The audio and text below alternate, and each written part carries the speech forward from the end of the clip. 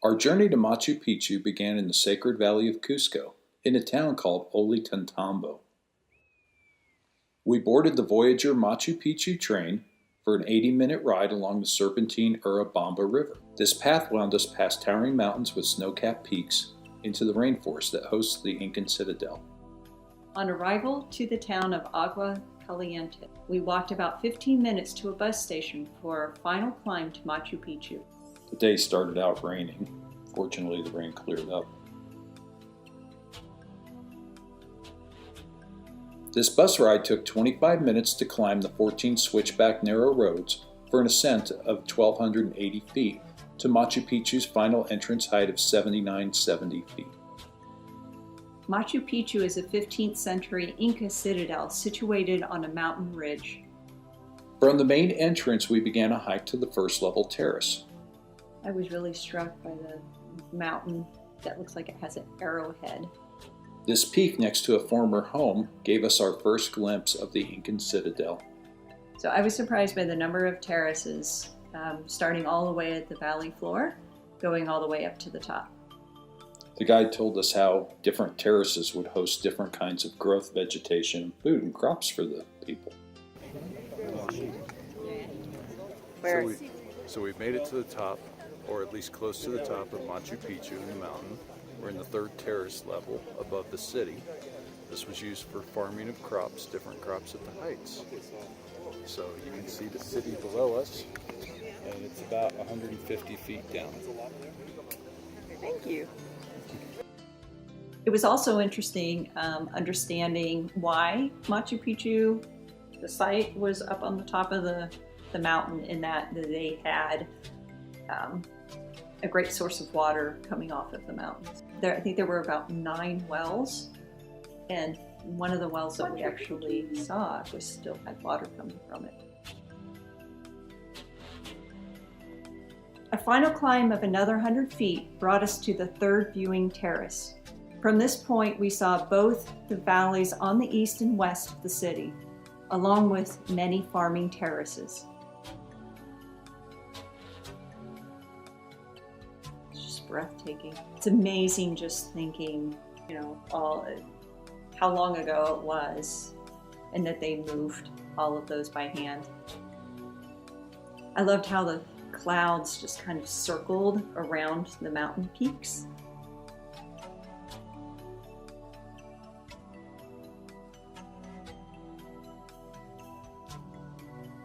Whoever architected the site had, almost every home looked identical with a peak in the way they built the rooms and the walls. I was a little disappointed that they only allowed us 2 hours total. I understand that in peak time, they can have 4,000 visitors a day going through here, that would be a lot of people going through it. So I can understand wanting to limit. The Incas built the estate around 1450. It was abandoned a century later at the time of the Spanish conquest.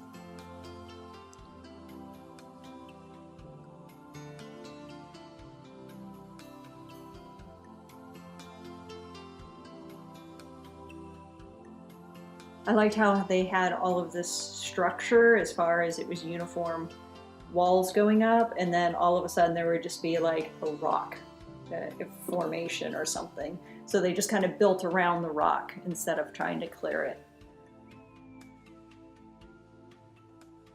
Machu Picchu has been on my list of places that I've wanted to visit for quite some time. And sometimes building up that anticipation, feel a little bit disappointed when actually visit some of those locations. This is not one of those places that was disappointing at all. It was just so fascinating. Everything was so symmetrical. It was just beautiful, undescribably beautiful. I don't think we took a single bad picture. As far as the site from all angles, it was just breathtaking.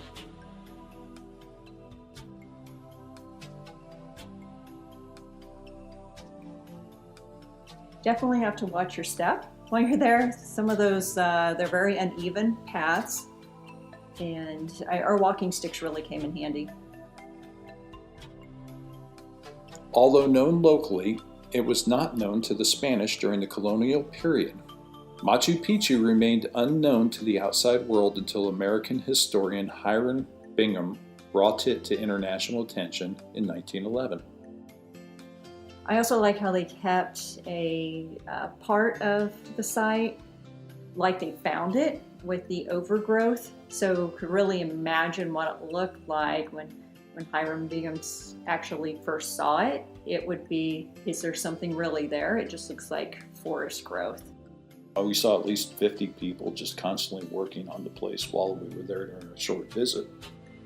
They said that it would only take a couple of years to overgrow the entire place again. So they actually have people that sit there and do nothing more than pull weeds out of the ground and walls to keep them from being overgrown. Machu Picchu was declared a Peruvian Historic Sanctuary in 1981 and a UNESCO World Heritage Site in 1983. In 2007, Machu Picchu was voted one of the new 7 wonders of the world.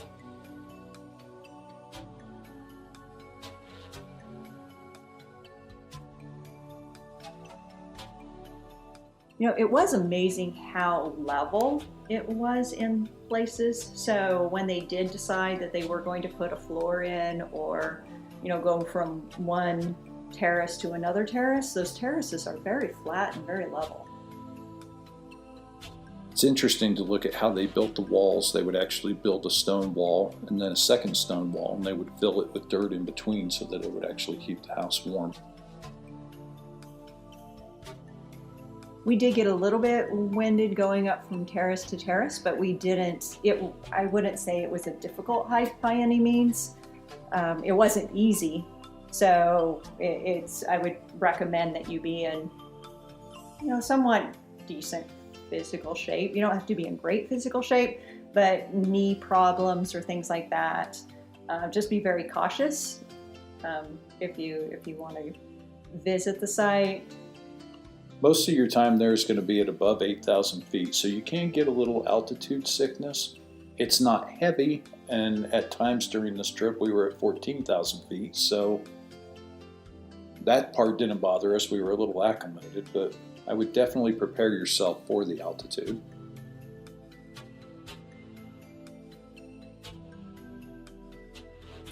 At a $50 U.S. entrance fee per person, and an average of 2,000 visitors per day, according to our guide, this single site helps fund all other Peruvian archaeology sites.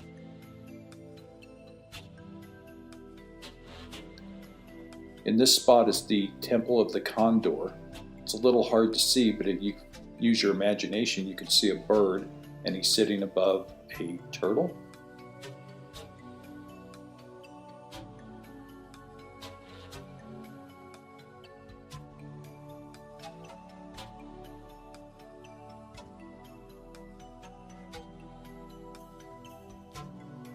The llamas were just so cute. And the baby llama. Yes. They were just out roaming around the terraces.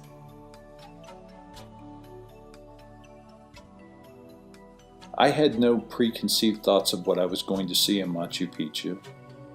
To be honest, getting there seemed a little scary to me, as I do not like climbing heights. I didn't have any difficulty with this one, and honestly the heights were not as scary. But what really takes it was when you can sit back and just breathe on the second or third terrace overlooking the city, and you look at people wandering around down there, and you can actually imagine an entire civilization that moved up there to protect themselves. A community, each of them working to help the other ones together to survive. And they sat there for 100 years through the harshest of winters and floods, having to harvest wood from below in the valley, bring it up every year, every day, to start entire farms, enough food to feed everybody that was there and being born, to raise your own animals. They were truly one with nature.